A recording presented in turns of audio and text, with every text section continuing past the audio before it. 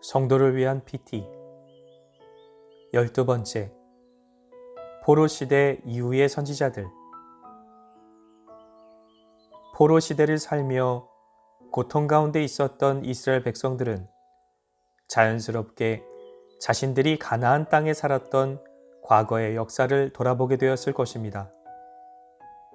그리고 선지자들 역시 하나님의 영원하신 뜻 안에서 지나온 이스라엘의 과거를 해석하고 새롭게 소망할 미래에 대한 이상들을 절망 가운데 있었던 이스라엘 백성들에게 보여줍니다.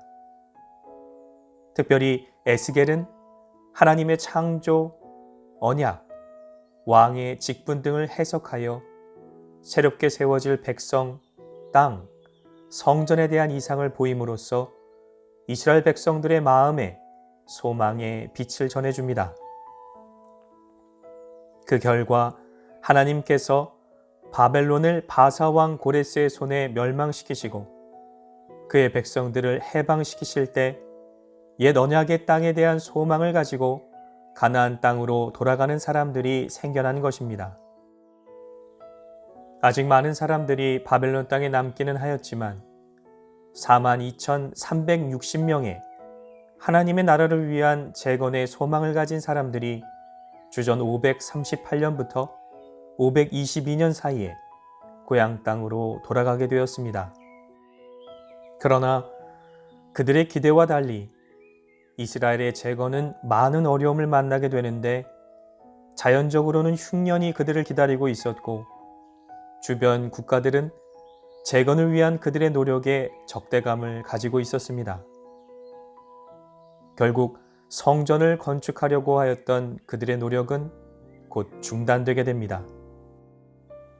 고향 땅으로 돌아온 이스라엘 백성들이 성전을 재건하려고 하였던 이유는 성전 재건이 이스라엘의 전통 회복과 선지자들을 통하여 보이신 이상이 성취되는 핵심 내용이었으며 이스라엘을 다른 모든 이방 나라들과 구별되게 하는 특별한 상징이었기 때문입니다.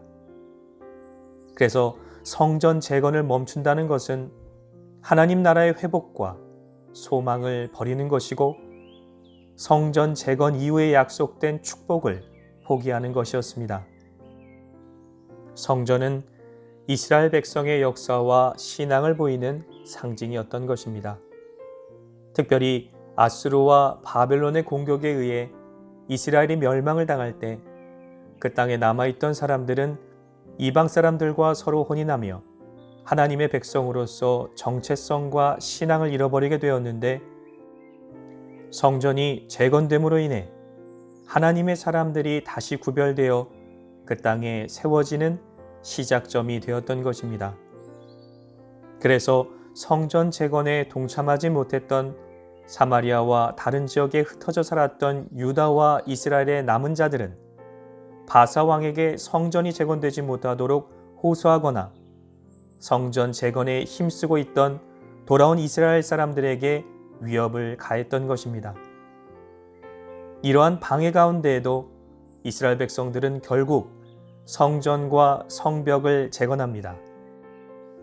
그리고 에스라와 느헤미야라고 하는 위대한 두 말씀의 사람들을 통하여 완공된 이스라엘 성읍에 살았던 사람들이 하나님의 말씀의 사람으로 새롭게 재건되는 은혜도 경험하게 됩니다. 하지만 구약의 마지막 선지자인 말라기의 사역을 통해 아직도 회개하지 못한 이스라엘 백성들의 모습을 보이며 주님이 약속대로 이 땅에 오셔서 이스라엘의 참된 회복을 이루실 400년 후의 그날을 소망하게 합니다. 묵상을 위한 질문. 이스라엘 백성들이 옛 언약의 땅으로 돌아간 이유가 무엇일까요? 이스라엘 백성들이 옛 언약의 땅에 돌아가 회복하려 했던 것은 무엇입니까?